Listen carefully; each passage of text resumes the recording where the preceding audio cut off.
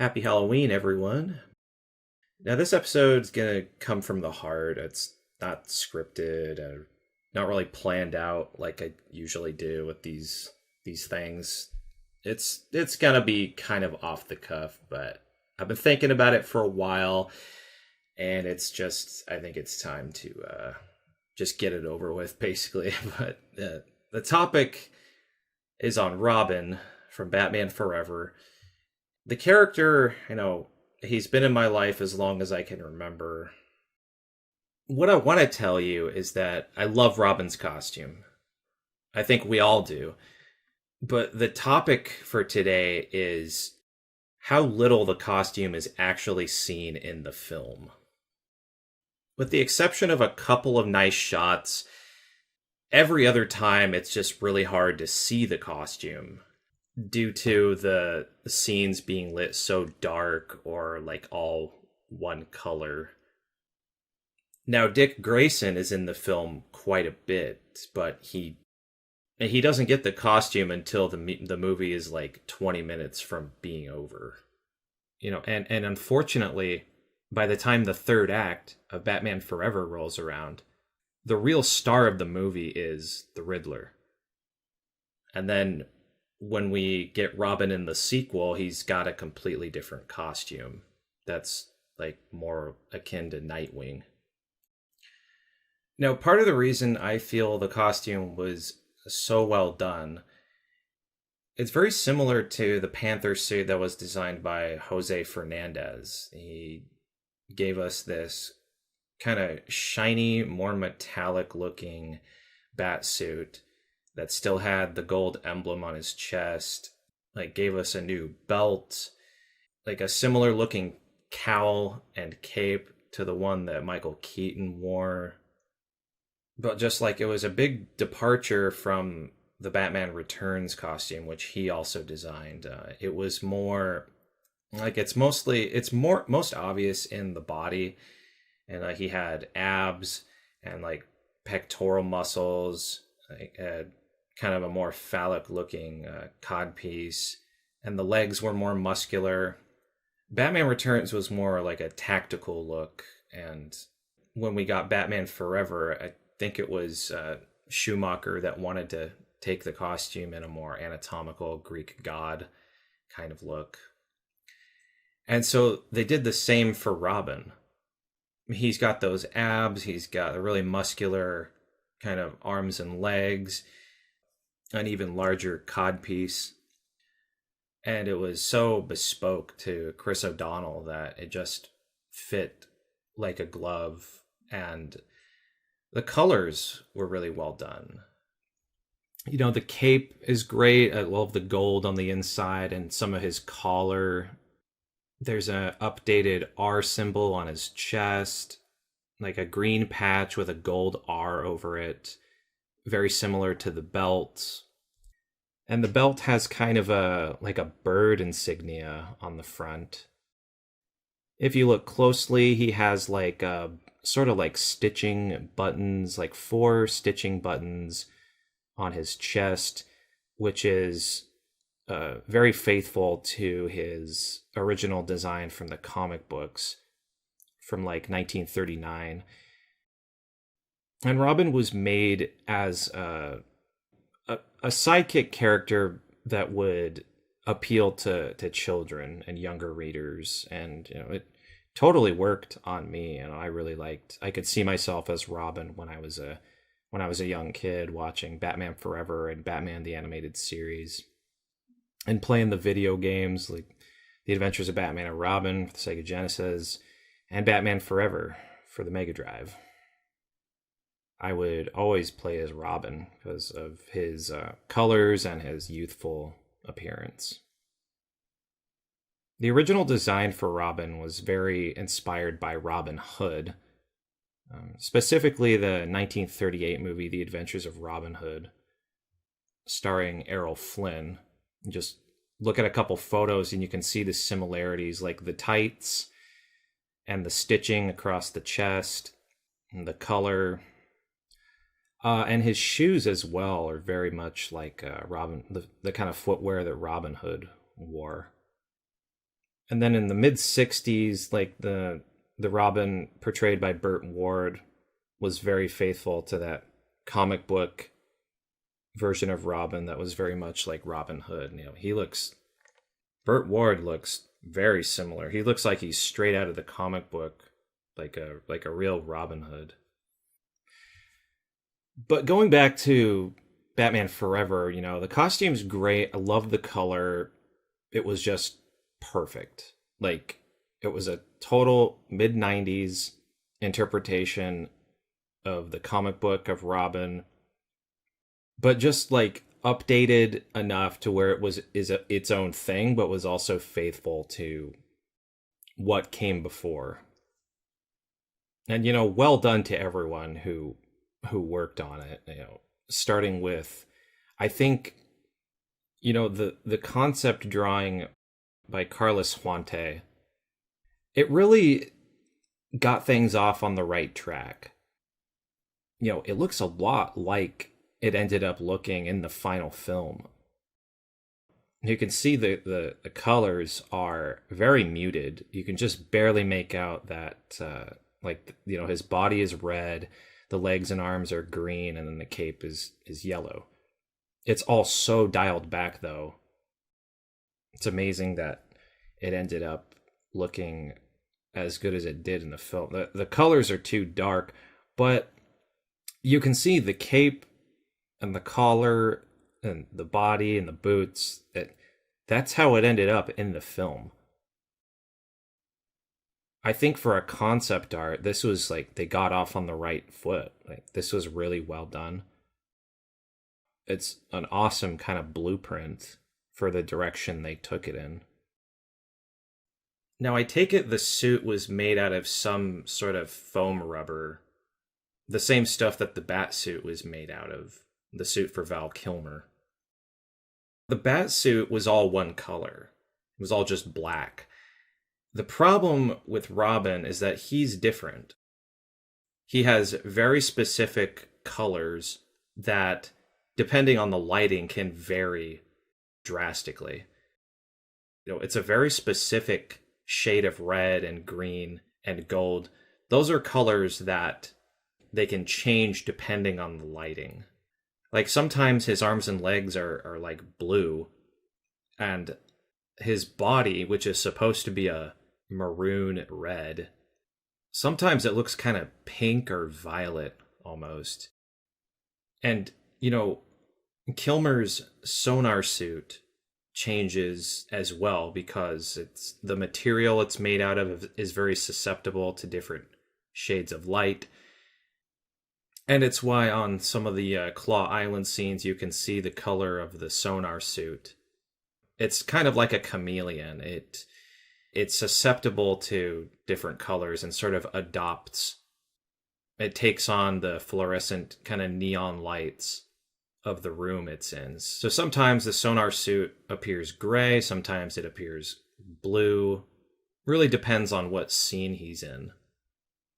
But the Robin suit is a very specific color. And that's why, you know, there's tons of like stock photos of the Robin suit that you can just look up on the internet or that were featured in magazines and things like that, posters, and they're all kind of a different color. Like, you see this, this is from originalfilmart.com, where you can actually buy posters, like movie posters, with like a certificate of authenticity and everything.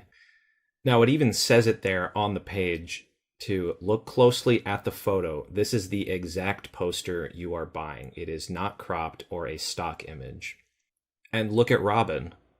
You know, that's not the costume he wore in the movie. It's like he appears blue. You see his arms and legs are blue. Even the emblem on his belt has a blue background for the bird insignia.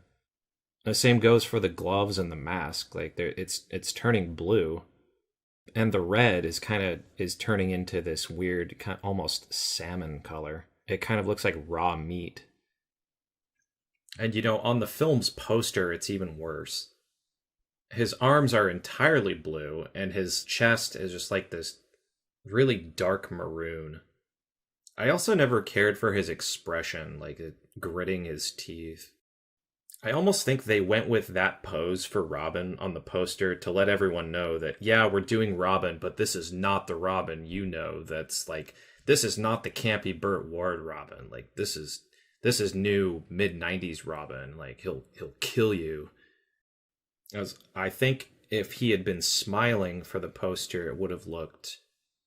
I think people who saw the poster would have been like, "Oh no, not the kid's sidekick," But because he's got this like super aggressive looking fist in the air, almost like he's about to punch you, kind of pose.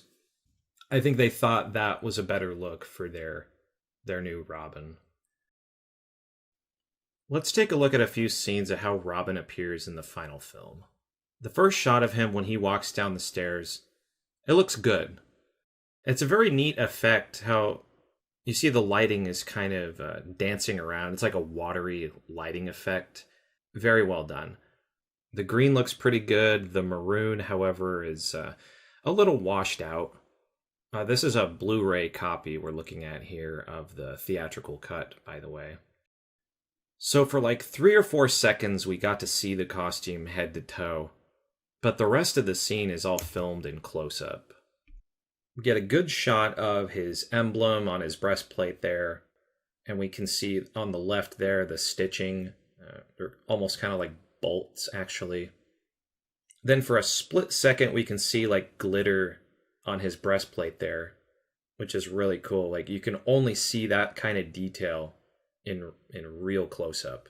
That's the only part of the film where you can see that kind of glittery effect on his suit. Rest of the scene's mostly close-ups. When he turns and says Robin, it's a little dark, but it's a nice look at. He has the Robin logo on his mask. And then a few more close-ups. You really get a good look at O'Donnell's grayish blue eyes, which look good behind the mask with the black smeared on his eyes. It's all black around his eyes except for the tear duct, which is left untouched. A good look at his collar there with some gold showing, mostly too dark to notice though. And then for the handshake, we see his glove, which is pretty cool, looking a lot like motorcycle gloves and the kind of ridged pattern there on the hand, the wrist, and the fingers. So they shake hands and it's off to Claw Island.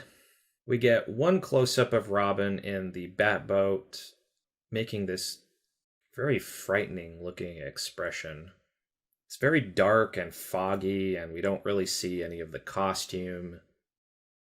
Now for the battleship scene, it's not Chris O'Donnell in the suit. It's his double. I guess we'll call him Chris O'Double. Again, can't really see the costume because it's all about the vehicles. Robin ejects and we cut to him swimming underwater with a breathing apparatus, and the lighting's just green and very dark. It's lit almost completely in shadow so that the characters become kind of silhouettes, which is a neat effect, especially for Batman. Batman looks great in silhouette, always. One more brief close-up of Robin being drowned by the Frogman as the Bat Sub comes to his rescue. And the lighting here is actually better because it's not Riddler green. It's just the headlights from the Bat Sub illuminate the suit a little bit. So that looks pretty good. They escape the Frogmen and they swim to shore. There's another shot of Chris O'Double. Can't really see the suit. And then we get Holy Rusted Metal Batman. Huh? These scenes of them walking around the Claw Island exteriors are clearly the worst offenders in terms of just being all one color. It's all Riddler green, and Batman and Robin just become shapes almost. Their color and their definition has just evaporated before our eyes. The lighting is just all wrong. Like, look at how Robin looked in the Batcave when we first saw him. And now look at this. Terrible. Then the fight with Two Face, the lighting's a little brighter here, so there's those fog lights are being beamed down on top of them.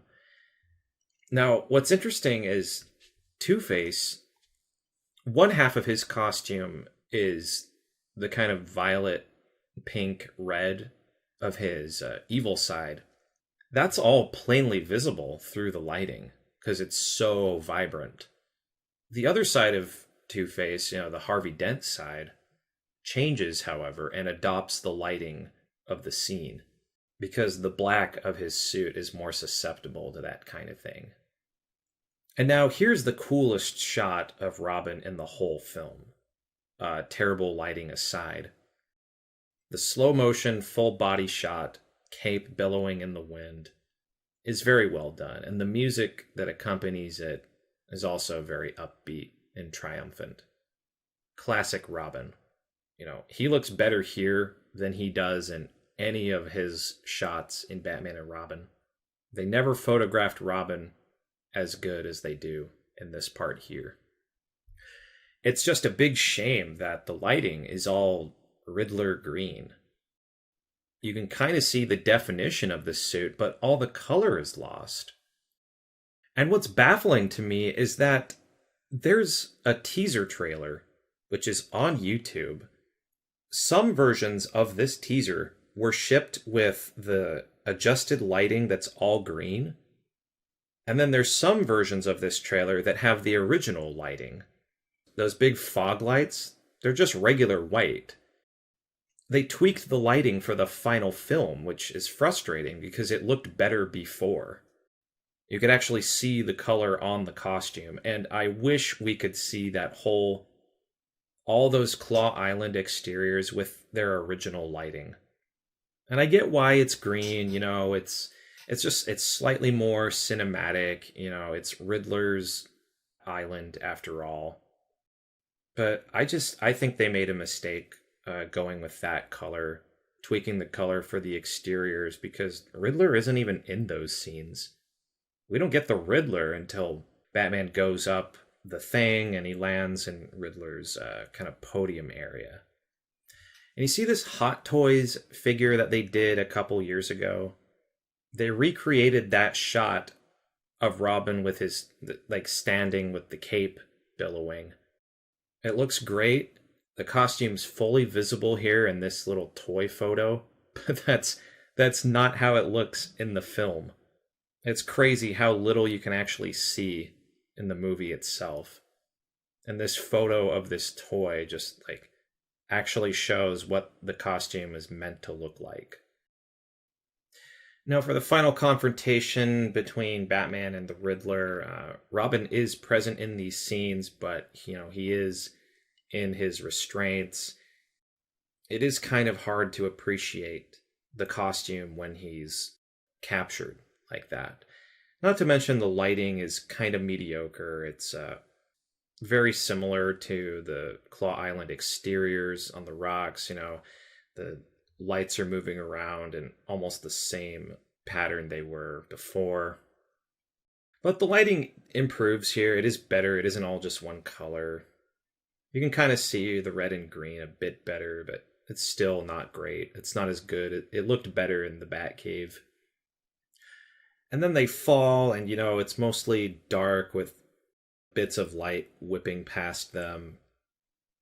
Again, I feel like the Robin costume is sort of butchered in this scene as well, because it's all just so dark.